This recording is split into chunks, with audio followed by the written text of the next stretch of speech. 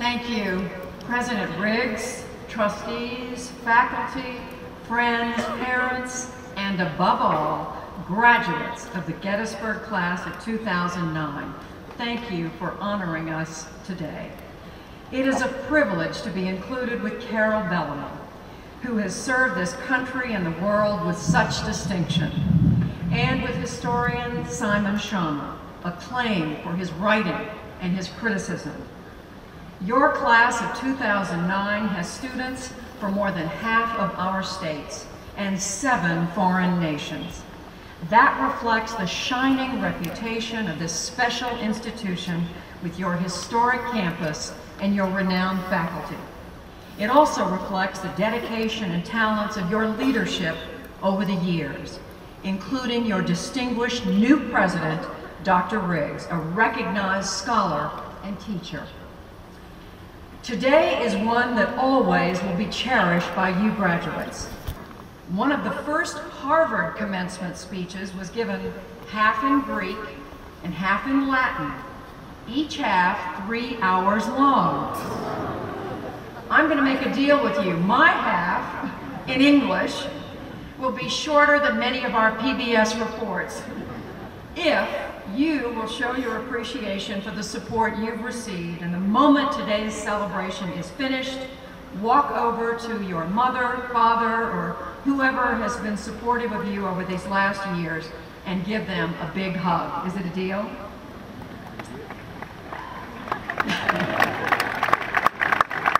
Now, I have a special fondness for this class because our nephew, Alec Davis, is a graduate of Gettysburg today. Alec, we are so proud of the work, the hard work, and the determination that brought you here today. I told President Riggs that I was particularly excited to be with you today because I love commencements. And yet I also know that young though you are, already you have been tempered by trauma and tragedy. You were barely teenagers when America was struck by terrorists on 9/11. A battle that may last most of your lifetimes was fully joined.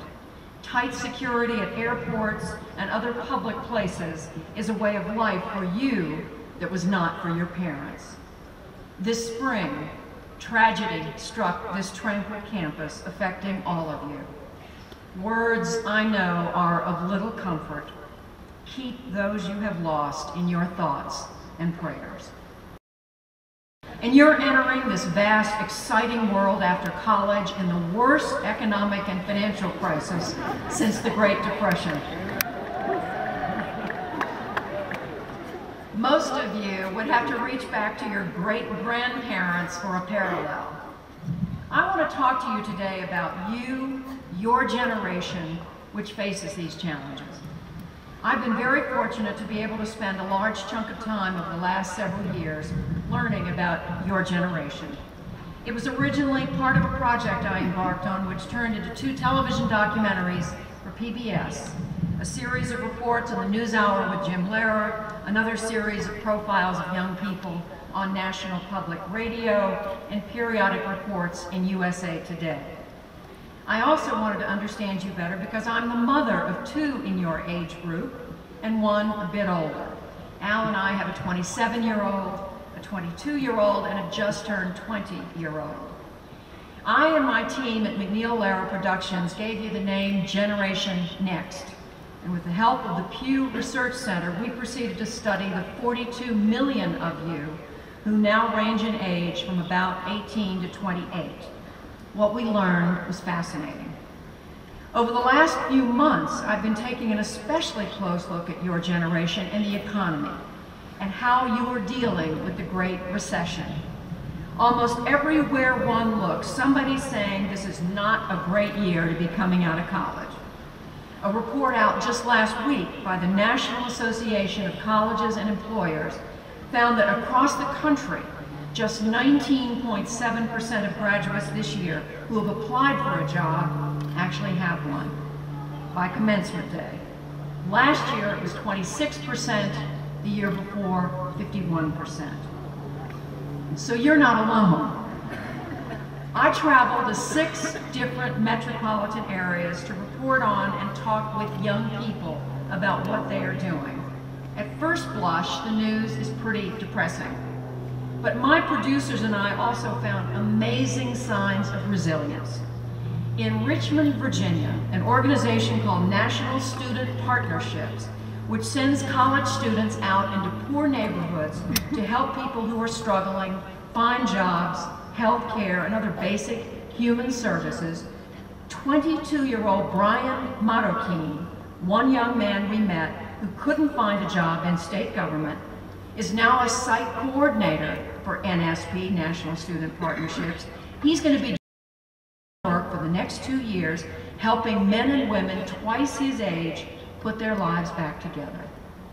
What makes it remarkable is that this young man is an immigrant from Guatemala, whose family had almost nothing when they moved to the United States, and who has had to work and borrow his way through college. In Detroit, we found 2 young women, single mothers, finishing up a rigorous engineering technology program at Wayne State University, having worked full-time for 4 years through internships at General Motors. At the same time, they were full-time students. But you can guess what's coming. Just as they graduate, the bottom has fallen out of the auto industry. There are no jobs waiting for them. So they're wrestling with whether to stay in school even longer, to study a form of green energy, more efficiently run motors, and sending out dozens of resumes, even as they take care of, in the case of one, 4 young children. Both young women, Lakeisha Perry and Vanessa Sherrod, insist that the skills they have learned will stand them in good stead. If they, in Detroit's inner city, are not discouraged, none of you should be. Whatever the uncertainties that more than a few of you graduates of Gettysburg College face today, do not be discouraged. You are too good. Many of you are already making your mark. Students like Anukul Guram, whose photographs, especially those of homeless children in his native Nepal, awards. He says he wants to document conditions in other parts of the developing world, perhaps on the way to a career in journalism or international aid. He's already sold some of his photographs to raise money for those children in Nepal. And senior Aimee George, after volunteering in New Orleans, Mexico, South Africa, and right here in Gettysburg, she wants to make a career in international development at the grassroots level. Already she has looked at women's status and political violence in developing nations. And there are many, many more I could cite. Whether from the United States or from the other part of the planet, you graduates of Gettysburg are in a position to prove the naysayers wrong. The sociologists who worry that you may never find a job if you don't find one right out of college. With this great education behind you, there is nothing to stop you from making a difference. What is certain is that we in the older generation are counting on you to bring your energy, your intelligence, and your caring about your fellow human beings to the nation that has given you so much, and to the world that awaits your contribution. Despite the slumping economy and the rest of the daunting challenges that lie beyond the borders of this campus, know that adversity makes you stronger.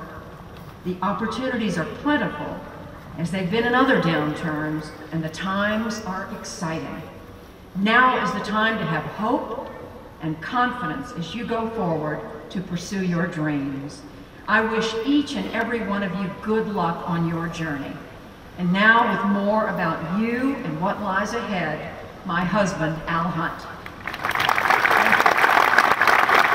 President Riggs, trustees, faculty, fellow honorees, friends, family, and graduates. It is, as always, a pleasure to follow in Judy Woodruff's footsteps. I join in telling our nephew how proud we are of you, and congratulations to all the class of 2009. And a special thanks to those like my sister and brother-in-law who have picked up the tab. Now I know, Alec, and by the way, I'm going to get you for that story about my unscheduled sabbatical while in college. I know that Alec and every one of you have promised your parents that you're off on your own now. You're off the dole. That may be as likely as Arlen Specter switching back to the Republican Party. Judy laid out many of the daunting challenges that you face, and as she noted, in every crisis there's an opportunity. Already, so many of you are involved in community service and civic engagement. Teach for America, City Year, AIDS projects, the homeless, soup kitchens. There are many needs that afford you many opportunities. But if you want an exciting challenge and you're still uncertain, you don't have a job yet, go spend a year in New Orleans. One of the tests of America in the years ahead is whether we can erase that painful stain and revitalize this once great city. But whether it's civic engagement or graduate school or a career in business or public service, I want to make the same promise to you that I made to Alec's older sister a few years ago. You will fail. Now maybe it'll be losing a job, maybe in the current vernacular that means downsized, maybe a promising startup fails, maybe you'll lose in romance, maybe you'll suffer a physical loss. And when you fail, it's going to feel terrible. It's going to hurt. It does for everyone. But I want you to remember some other folks when you endure that pain. I want you to remember that Michael Jordan was cut from his high school basketball team. And I want you to remember that Winston Churchill flunked the 6th grade. And I want you to remember that the principal owner of my company, New York City Mayor Michael Bloomberg, created a global financial powerhouse only after he had been fired by another firm. And remember, if we were here a century and a half ago, one of the country's great losers in business and in politics was an Illinois lawyer named Abraham Lincoln. And remember, over a century later, another Illinois lawyer, after getting humiliated in a congressional race, was written off as politically dead. Today, he's the President of the United States. So indeed, if you don't remember anything else I say today, and you probably won't, remember this challenge. Try to think of anyone who has achieved something important, something durable, something that has real lasting effect, that has not suffered a major failure. Because to make a difference, to do something big, requires a boldness of aspiration, a willingness to think and act big, to take real risks which court failure. Those of you who live conventionally, avoid risk, you may avoid the agony of failure. It'll be an easier life. It also will not be a very exciting or fulfilling one. And that would be the most fundamental failure. Because you have special gifts. You have been given a special opportunity at this great institution. Seize it. It was the poet Robert Browning who wrote, "A man's reach should exceed his grasp, or what's a heaven for?" The qualities that will define you are character, courage, and perseverance. And you've spent the last 4 years as neighbors to the most sacred ground in America. We are the greatest, most powerful, influential country on the face of the globe, and it all traces back to those 3 days in July in 1863, in which America's destiny was settled. In Washington, surrounded by our nation's rich history, we sometimes take it for granted.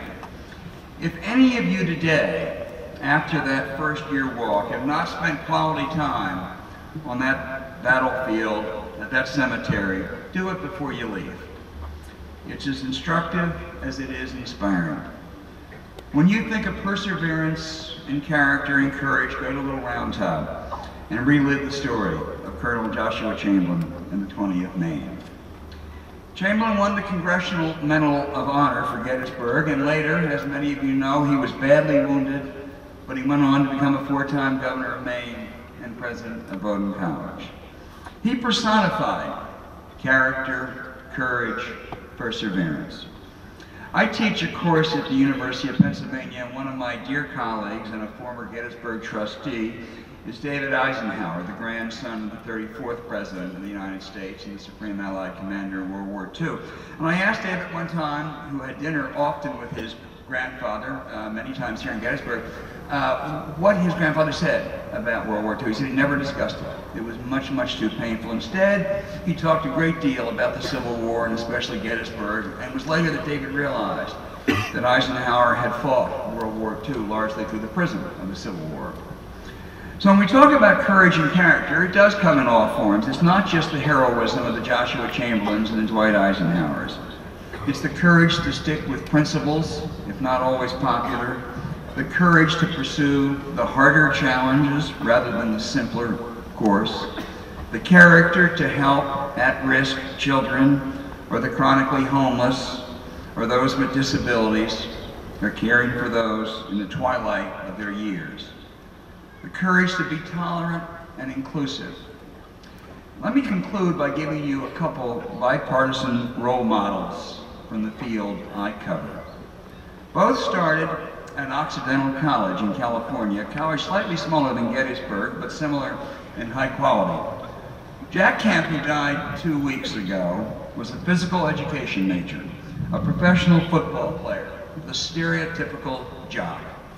Except that he decided to be more, and he continued to educate himself. And in the past 3.5 decades became one of the signature people in American politics, not just for tax cuts, but for racial inclusion.